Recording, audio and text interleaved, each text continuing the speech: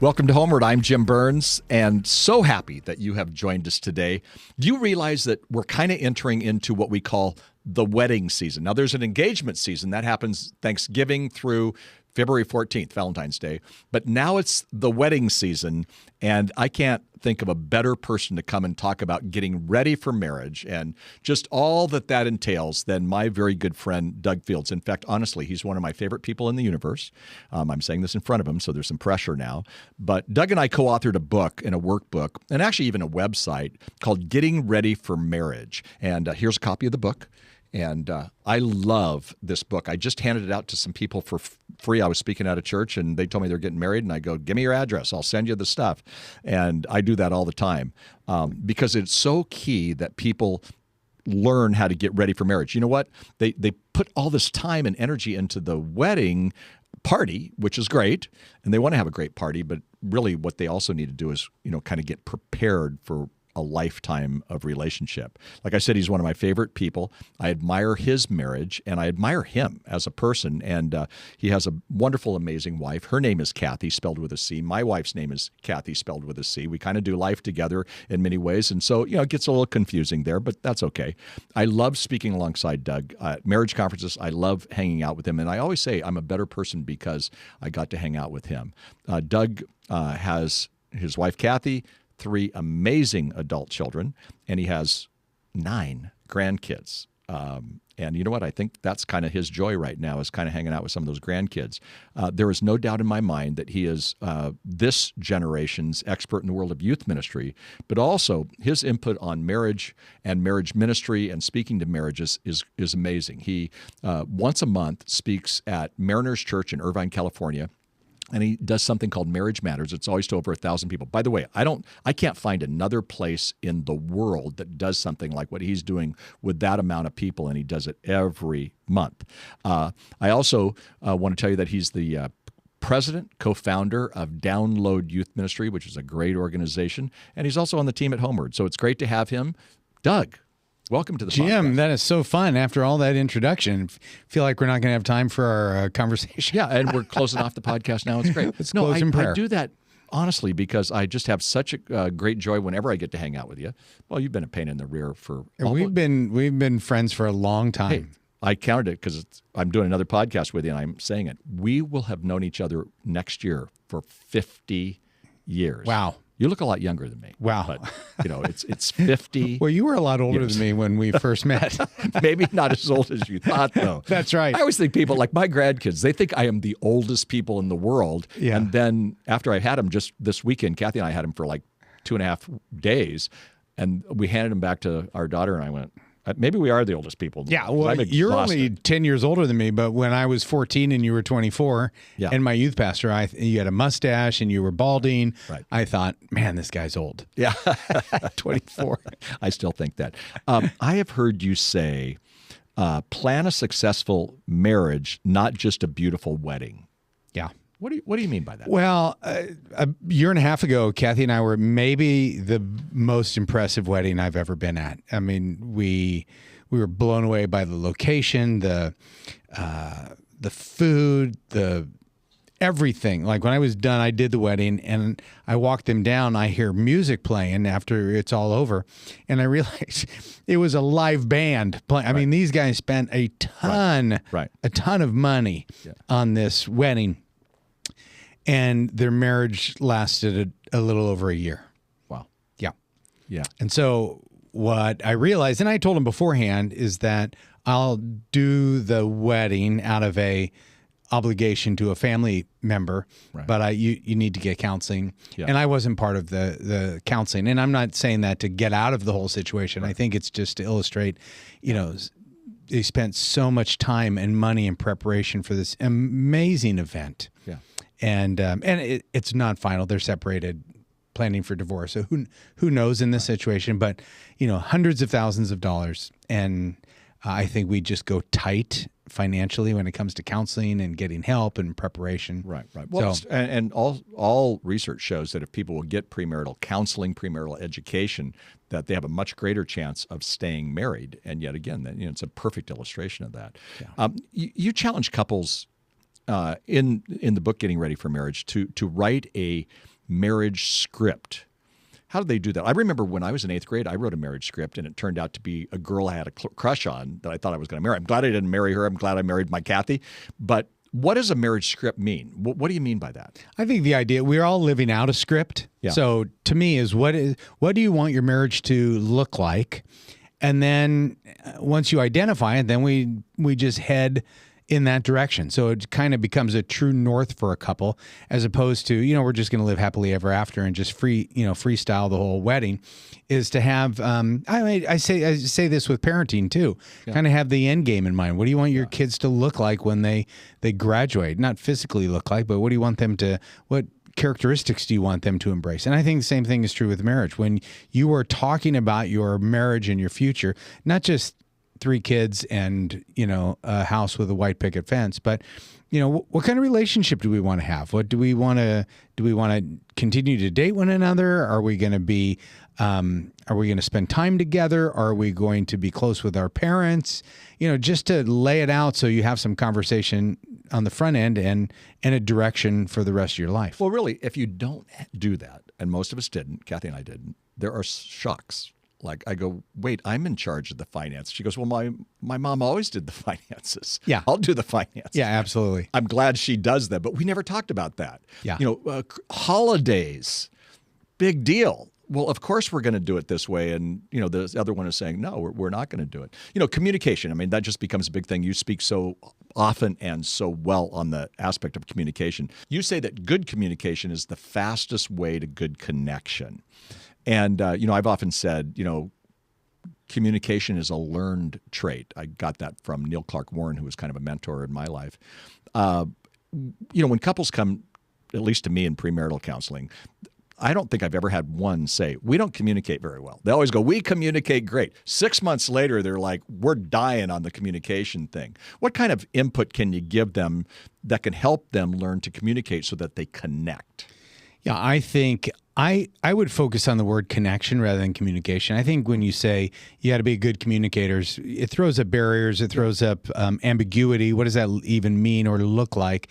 But connecting. So when Kathy and I sat and had dinner together last night, we were connecting. Yeah. It wasn't mind-blowing communication. It wasn't like, tell me your deepest fears. As we head into the summer season, it wasn't anything like that. But we were having emotional connection. Yeah. I think sometimes this is a stereotype, and I'm wrong, obviously, in some situations here. But a stereotype is that women want more communication from their husband. They want more words, but they really don't want more words. They want a deeper connection. Right. And so a lot of times ladies feel like if I have more words, I'm going to have more connection.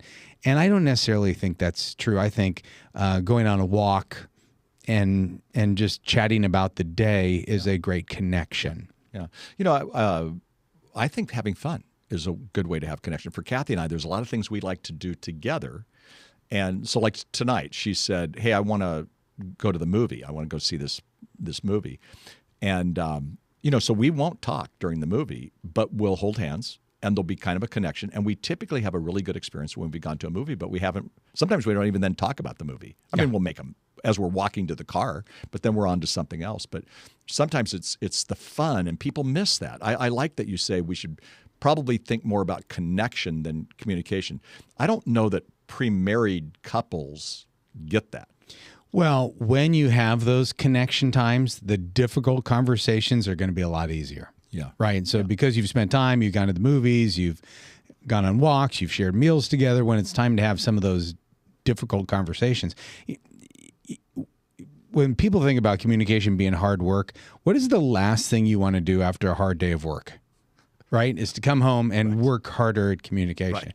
Right. You want to connect. And so sometimes connecting might mean just sitting on the couch next to each other, holding hands, and not feeling like the pressure, we have to talk a lot now. Right. Because I've been talking all day and I'm exhausted of talking. Yeah. So it's to me, it's reframing communication as connection. Right. But there are times for those connections. Like I think before you leave the house that you have some time of connection, whether that is as simple as I love you, I'm going to miss you, whatever.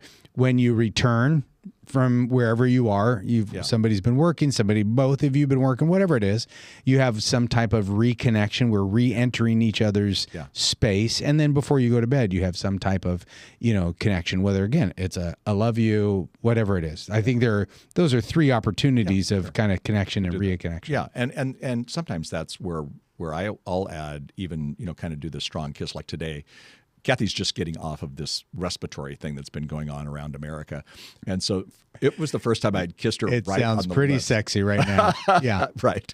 But it was one of the first times I had this moment with her because, again, she's going like, no, kiss me on the forehead. Yeah. Don't kiss me on the lips right now. And so I kissed her on the lips. And you know what? It was amazing. It was just a beautiful thing because we do that. We try to do that a few times.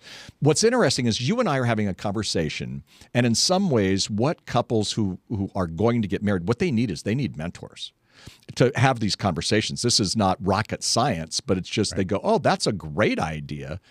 How does a young couple or a newly married couple, they could be older, how do they find the kind of mentors, and what do they do with those mentors?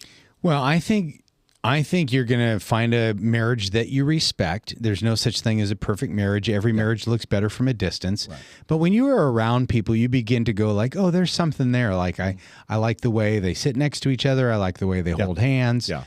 Because sometimes the longer you've been married, the less physical you become. Right. But you still see people that like they've been, Kathy and I have been married 41 years. Last weekend we were sitting next to each other in church and, I had my hand on her knee because I know that she likes that type of affection. Yeah. So you see couples and you're like, there's something there. I get it. They have something that we want. And then I wouldn't ask them to, hey, will you mentor me? Because that kind of puts couples in a corner. I don't know what that means. Does that mean, I'm going to finance your counseling? You throw people off when you use that word, but just say, hey, would you be willing to once a quarter share a meal with us? We'll take you out for coffee. And can we ask you some questions? Yeah. No, and that goes not just for pre-marriage, but it goes for life. I told Kathy last night that our friends Terry and Sharon, who live part-time here and part-time in Utah, I said, hey, they're going to be here for a couple of weeks. And she goes, oh, great, we'll get a meal with them. Because we do that with them. If you ask them, are you Jim and Kathy's marriage mentors? They'd go, no, we hang out with them. We're peers. Oh, no, because we're prepped, asking sometimes questions. Lately, it's been not so much about marriage, but it's been about what they do with their children, their adult children, their grandkids, things like that. But, we imitate them. Yeah. Well, it's wise. You want a good marriage, you've got to find good models. You don't drift your way into a good marriage. You have to be intentional with that. No, that's really, really key. And I appreciate that you have a book on intentional parenting, which is everybody uses the title because, it's just right. We have to be intentional. We have to be intentional about this. And that, I think that comes through in the book, Getting Ready for Marriage. So there's things like finances, sexuality, in-laws. Those are some of the biggies, okay? I'm just going to throw out the word. Give me some input. Okay. Do you remember when we were writing this book, I put in the finance section I was writing about a checkbook. And you go, do your kids use a checkbook? And I go, no, I don't even think they know what one is. So we had to remove the word checkbook. I'm not talking about that. I'm just talking about how do we help young couples be good stewards of their finances? Well, because my kids are all in that stage of they're young. Yeah. We live in an expensive area. I'm watching how they navigate. Kathy and I had a conversation about a vacation that is coming up that we invited our kids to, knowing they couldn't afford it. Yeah. We're taking them on one in the summer, but we had an opportunity. We're like, we should open it up to everybody. And now one of our kids is thinking of taking us up on it. And the only reason I'm telling this story is because they're never going to listen to this podcast. Like anything Dad does, my kids don't read my books. They don't listen to me speak. They don't. They love me and they want to be around me. But anyway, I said to Kathy last night, I don't think it would be a good idea for them to come with us. Yeah. Because of the finances of that. So anyway, I went into that story and now I've even forgot your question. How do we help? How do we help young couples think through finances? Because it's one of the biggest.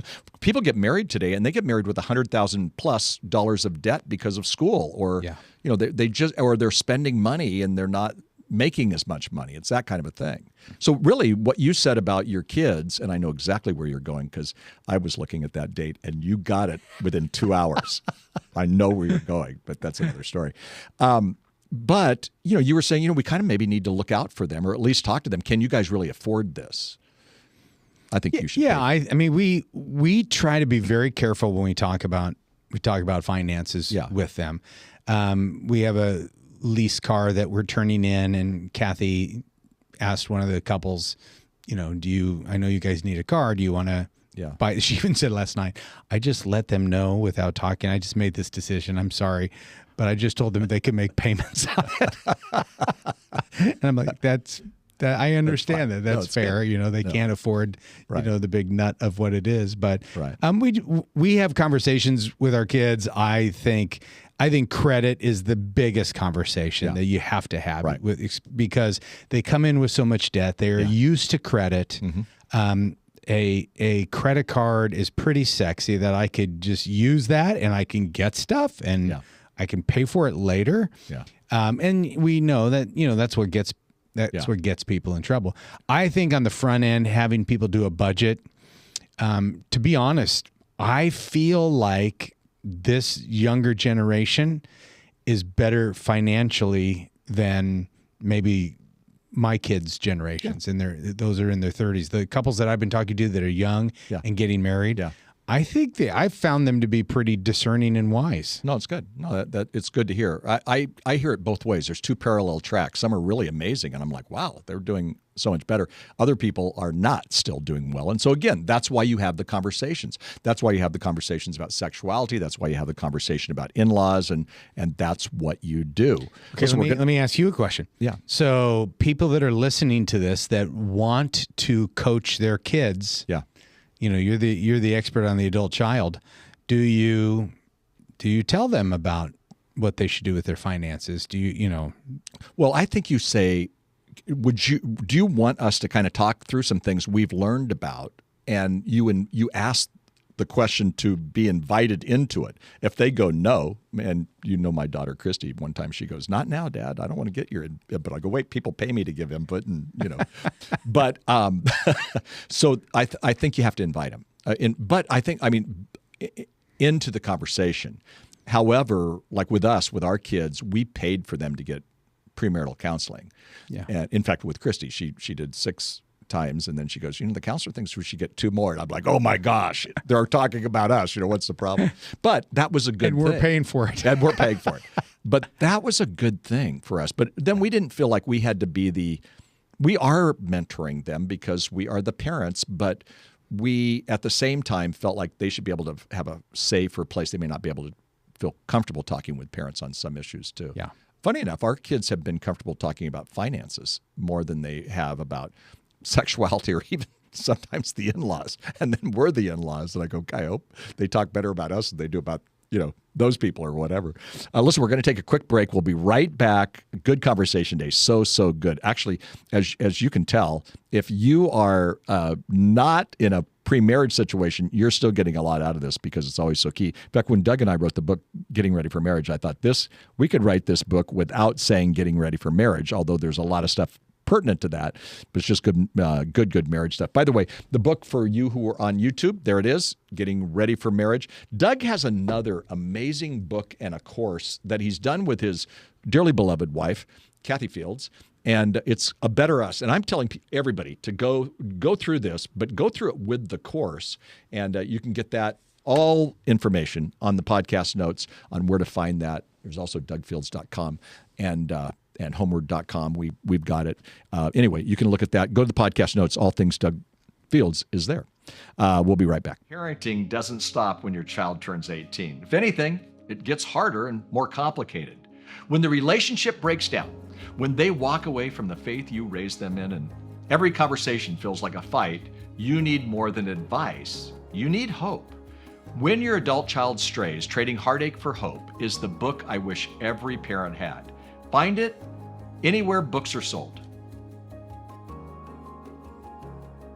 Welcome back. I'm Jim Burns, and so happy that you joined us, but also so excited to have Doug Fields with us today, and we're talking about a book that he and I wrote together called Getting Ready for Marriage. By the way, you might want to get this book for somebody else. Wedding season, this would be a better gift than a toaster. I just want to promise you that right now. Okay. Hey, Doug, I want to get into something that you write and talk about, and you do so well, in the area of conflict. Sometimes, Kathy and I didn't have tons of conflict before we got married. We had our conflict after we got married because we really didn't work through that. And in the book, Getting Ready for Marriage, you wrote some great stuff on some what we call conflict blocks, and I'm going to throw them at you. The first conflict block that you wrote about was busyness. Yeah, I think we're probably at our worst when we're at our busiest. Yeah. So I know that I am. I'm distracted. I'm short-tempered. I just want to get the conversation over with. Kathy actually called me. I was at the office yesterday, and she said, I can tell you're distracted. Now, that was grace-filled. She knew, after 41 years of marriage, at least I picked up the phone, Right. But I was in the middle of stuff, but she sensed it. So yeah, when we're busy, busy is typically a sign, if it's extended seasons of busyness, it's typically a sign that there's something broken going on in your life, either relationally or spiritually or, mentally, whatever. But it is trying to slow your hearts down together to have conversations. And when I'm busy, I'm defensive. Yeah. I'm not my best when I'm at my busy. I've heard you say busy people are sometimes broken people. And we think of busy people being successful people, but in a newlywed situation, especially, they are probably really busy. Job, life, the jobs that they're trying to juggle like crazy, and then a baby comes along and all kinds of things. And so we really do have to be careful that in this season, we don't get so overcommitted that we become underconnected in the relationship. And it's so easy to drift that way. It still is with me, too. I heard myself say to Kathy, I'm in a really busy season for the next couple of weeks. And I heard myself say to Kathy, so when this season is kind of over, and I laughed, I said, I sound like Doug because sometimes he says that. And I go, why do we do that? Yeah. But the truth is that, well, as somebody has said to me, you've heard me say it 100 times, if the devil can't make you bad, he'll make you busy. And so I think sometimes we just get so busy that we miss the deeper connections. Yeah. So well, even in that busyness, I would tell young couples, this is the time to establish the boundaries, the dates, the conversations that is going to shape you for the rest of your marriage. Right. So our premarital counseling that we got was you dated to get here, continue to date afterwards. Right. And we forgot a lot of his advice, but we took that advice. And so, even in busy seasons, we knew we would have a Thursday night during a season where that we were always going to connect. We knew other times when we had a Thursday night commitment, we would change it to Wednesday, whatever it was. And we built in rhythms where in the midst of our busyness, we always had something to look forward to. And then we also did a Monday night. I called it the summit. Kathy hated that term, but it was a time where we would meet, usually in our house, when the kids had gone to sleep, and it was to do the tactical stuff. Yeah. It was to talk budget. It was to talk calendar. It was to talk details. It was never, I joke that, it was never meant or never served as foreplay. Like Kathy never left those meetings going like, oh, I am so hot for you right now. Like it just never happened. But we always knew that there were things that we could talk about on Monday that, because if you have your tick, you could talk about things every single day, and then you're mad all day, and it would be like, let's save it to Monday, save it to Monday, save it to Monday. And the reality is a lot of times on Monday, we forget what it was that we were ticked about on Thursday, but we didn't make a big deal out of it because save it to Monday. And, so all that to say, people are busy. That's just it used to be like money's the biggest issue. I think busyness is the biggest issue. Yeah. So the way to attack busyness is to break your life down into moments. And we're going to go, okay, we're going to create, we know we're not going to spend, we're so busy we can't spend X amount of time together, but we can spend Y together and just minimize that time and going back to what we talked about, connect. It's your connection time. So young couples, date weekly, have a summit, have a board meeting, whatever you want to call it, calendar meeting, finance meeting, protect those times, make those non-negotiable. And then in the midst of the busyness, you always have those anchors in the storm. Yeah, no, it's a great comment. I mean, honestly, that's a mic drop for some of the people who are listening, because they need to be invited to do that. And I mean, it makes so much sense. By the way, you talk about your summit, and Kathy and I had what we call a business meeting, and she hated that word. Same thing, exactly same thing. Ours was Friday. So then I started using your word, summit. She likes summit a lot better than business meeting. It's still the same thing. Yeah. We go through calendar, we go through finances, all the stuff we hate, and we do it, and we call it the summit. And she picked it. I think because she's heard you say the word summit. Yeah, maybe that's it. Yeah. Well, ours became Monday. Yeah. We have our Monday meeting. Yeah, that's good. I might be better. Maybe these. And there's some, I don't want to communicate that we save everything for Monday. Obviously, there are some big things that have to take place, but those have to break in. Anyway, hurdles of effective marriage, one of them is busyness. So one of the, we talk about busyness, but another, and I love that you talked about this in the book, conflict blocks are gadgets. And I think it gets worse and worse. I mean, I'm not saying that older people don't have problems with gadgets, but a younger generation is just addicted to their smartphones, addicted to gadgets. Yeah. What do you say to them to enhance their connection, not break it apart because of conflict over the gadget? I think every couple has to have some, you're saying gadgets with plural, and there could be gaming systems and things like that, but let's be real. It's a phone. Yeah. Right. I mean, everybody is on their phone, head down all the time. And so, my kind of pet peeve is when I see couples together at a restaurant, they're both on their phones. Like, you've created this opportunity for you to connect. Right. Get off your phone. Right. So I think there has to be rules in marriage. Like, hey, when we're together, we're not on our phone. When we're driving in a car, especially if a dude is driving, ladies, don't be on your phone, because that's the time when he'll talk. Yeah. Because he's looking straight ahead, right? It's non-committal eye contact. Right. Like, I can't look you in the eyes when I can sense. So I'm talking more free as I'm holding the steering wheel, looking ahead. So get off your phone. Kathy and I, we kind of have a rule. We don't do phones in bed. We've even talked about when we're getting ready for bed, just shut them down. And we have to remind each other, at times, when we're out together, hey, I'm telling a story. Do you mind if I show you this picture? Because I'm grabbing for my phone. Right. Because I just want her to know, I know that rule. I respect that rule, but you have to have that conversation. Yeah. And it seems silly that, here we are in our 60s, we're talking about phone rules, but it's a thief of time. Yeah. No, and the fact of the matter is that most people have kind of a guilt, shame factor, even as we talk about it. And it's not just the younger generation. But like you said, if people create good habits early in their marriage, that's going to last for a lifetime. So what if a couple said, hey, including now, we're not even married yet, but we're just going to put our phones aside for all that. Yeah, we'll be on our phones at other things and we'll use it for whatever. But to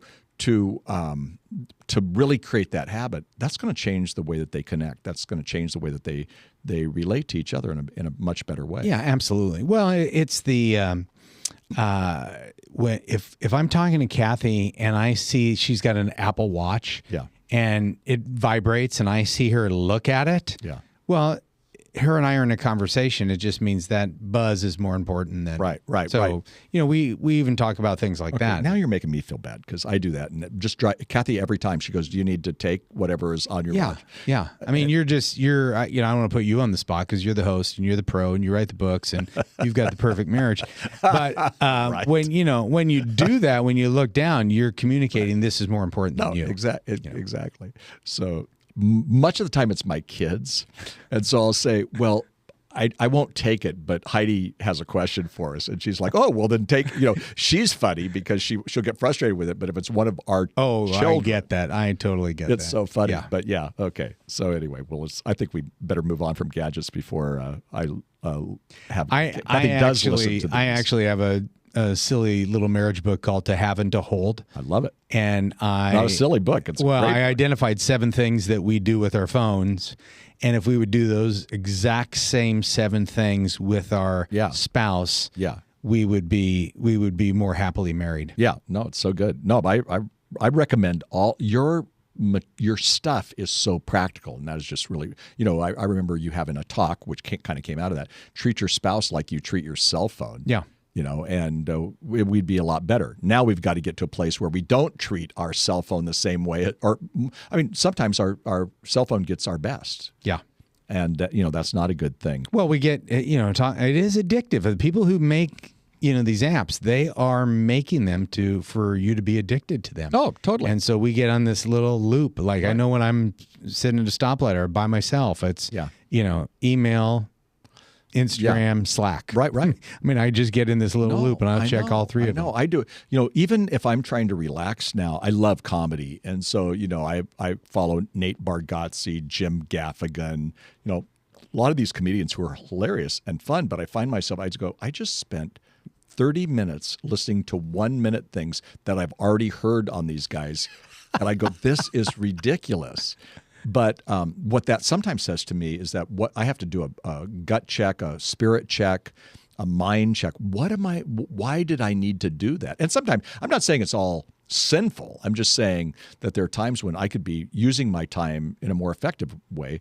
And that may not be, something like spending time with Kathy because maybe she's not around, but I just have to be careful.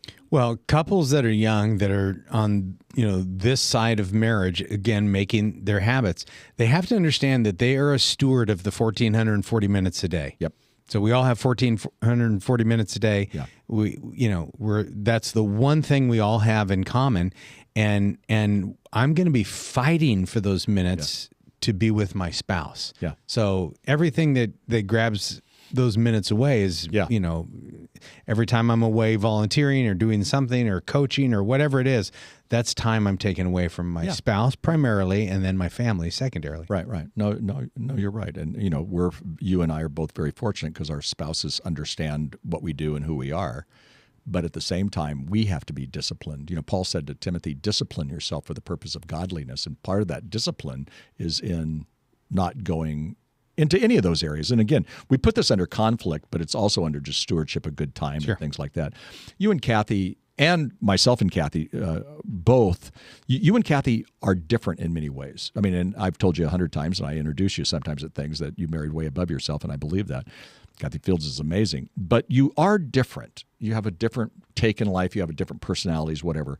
How did you learn to embrace your differences? Because I don't think a lot of young couples, I know for Kathy and I loved that she was an introvert. And then after we got married, I was like frustrated with her because she wouldn't go talk and pat everybody on the back. She'd have a serious conversation with one person. So what do you say to a couple who's getting married to learn to embrace differences? Yeah, well, it brings up that whole idea that right now, if they're on this side of marriage, the pre-side of marriage, it is their opposites are attracting to one another. And, the old cliche is before marriage, opposites attract. After marriage, opposites attack, right? And so, what was cute is no longer cute because it's 2 years down the line and now it's frustrating. Right. And so I think for me, it took a while to, because for me to really appreciate Kathy's differences. Now I'm wiser, I'm older, I look at them, I'm like, oh, I wish I was more like her. Yeah. But when I was newly married, they were bugging me. And I think, I grabbed onto this word minimize that really is kind of the secret sauce of our marriage. Mm-hmm. Is that I just had learned to minimize, like, it's not that big of a deal. Yeah. Okay, so what? She didn't replace the toilet paper, deal, or she didn't turn off the light, which would have driven my accountant dad crazy. Yeah. And I grew up under that. That was my life script. Everybody turns off the lights, they lock the door. Right. The electric company. We don't work for the electric company. All of that stuff. And so I get married, and Kathy, just had a different life script where somebody else took care of the lights or whatever. Right. And then when the word minimize comes in, it really it kind of makes me then run it through a filter. Like, okay, so just go turn off the light, dummy. Who cares? your wife is amazing in so many ways. She forgets to turn off the light, turn it off. Who cares? Yeah. And it's the amount of things that you can minimize when you give it time really helps with the differences. And then I think it actually made me appreciate, so one time I'm frustrated at something that Kathy had repeatedly done, in our bedroom, didn't put something away or whatever. And as I'm getting angry, I'm actually listening to my children laughing with her in the kitchen. And it was kind of a Holy Spirit moment where I'm like, you are ticked at something so stupid, and you're nurturing unbelievable, fun, spontaneous, carefree wife is raising children who are so much greater than if you would have raised them by yourself. Right. Like, they've taken on her qualities and they're amazing. And I was, in our bedroom being ticked that she was not as structured or as disciplined as me. Yeah. Isn't that interesting? I mean, it's funny. I've been reflecting upon our conversation because it's kind of done now, but everybody needs to hear a conversation like this. I mean, this has been helpful for me, let alone the people who, listen to HomeWord or watch it on the YouTube channel. This was an amazing conversation. Thank you. Yeah, absolutely. Well, your wife called and she told me that 1, you're too busy, and 2, you're on your phone too much. So if you could work on those things. I could hide the phone. She said you've got a lot of gadgets. Yeah, I gotta be careful on the watch. That is so funny. Hey, listen, before we go, I want to give you one more thing that comes directly from our book, Getting Ready for Marriage. And I think this is key and critical too, and I'll just kind of give it to you real quickly. But we actually ask people who are going to get married to deal with 5 questions. Number 1, are you willing to work on premarital education, counseling, and mentoring? At the beginning, we were talking about this, and he had that wedding that was very expensive. They put all the time in the wedding. If you're not willing to do that, then that's at least a yellow flag, and it may be a red flag. Second question, are you willing to hear from your relational community? What I mean by that is, are you willing to listen to mom or dad? Mom and dad aren't always right, but are you willing to listen to them? What does your best friend say? So if you have people in your life who are saying, you're going to marry, like with Doug, I was there when he married Kathy, but also watched that, and we're all going, you just need to stop and go marry her. She's amazing. But with a lot of times, you'll hear people say, are you sure he drinks a lot? Or has he gotten over the porn addiction? Or has she, has she dealt with the abuse that took place in her life or whatever? Listen to the relational community. If you're willing to do that, great. It's a green flag. If you're not willing to do it, it's probably a red flag, to be honest. Speaking of red flags, this is number 3. Are you willing to honestly look at red flags? So what are red flags? These are the biggies. Addictions, abuse, unfaithfulness, that they've been unfaithful even while you were dating. Cohabitation is one. It shows that if you're in a cohabitation relationship, and a lot of people are today, but if you're in a cohabitation relationship, then that's at least a yellow flag, because really, literally, it says that there's a greater chance that you'll get married and get a divorce. It's just, I'm sorry, I'm just talking about science and research. Porn, pregnancy, different spiritual values, just poor communication skills, things that we've been talking about. If those are happening in your life, I'm not saying just pull out. Maybe on a couple of them I probably would. But I would just say stop. Don't get married until you can kind of work through some of that stuff. Are you willing also, number 4, to be brutally honest about your own brokenness? A woman talked to me 2 weeks ago about she had not talked to her husband about the sexual abuse that had taken place in her life. It was a pretty tough story. And as they got married, it was affecting her intimacy with her husband. And I said, so what does your husband feel about your past? And she goes, well, I didn't tell him until later, and I still have never really kind of come totally clean. So I wasn't trying to shame her, but I did say, it might be wise to talk with a counselor, get some help for yourself, and then talk with your husband, because you know what? He probably really wants to be in a better relationship with you, and you're blocking some of that intimacy. If you're not willing to talk and deal with your brokenness, then you gotta stop and start dealing with that. And then lastly, are you ready for unconditional commitment? I mean, this is not just a short-term relationship. This is a long term. And so are you willing to do that with unconditional commitment for the long haul? If you're willing to do that, then I think you're probably doing really good. Well, it's been great today. Thanks for listening. Thanks for watching on the YouTube channel. And again, I would encourage you to take a look at Doug's and my book, Getting Ready for Marriage. Also, if you go to homeword.com, you can write us and tell us that you want something we wrote in the book called the 50 questions you ask before getting married or engaged. I just send this to people. It's just a sheet. But these 50 questions, nobody's going to pass. I don't know that Kathy and I would have got married if we would have, answered all these 50. We didn't know about them then. But we created 50 questions that are really good questions to ask. So if you'd like that 50 questions to ask before you get married or engaged, then we'd be glad to send it to you free.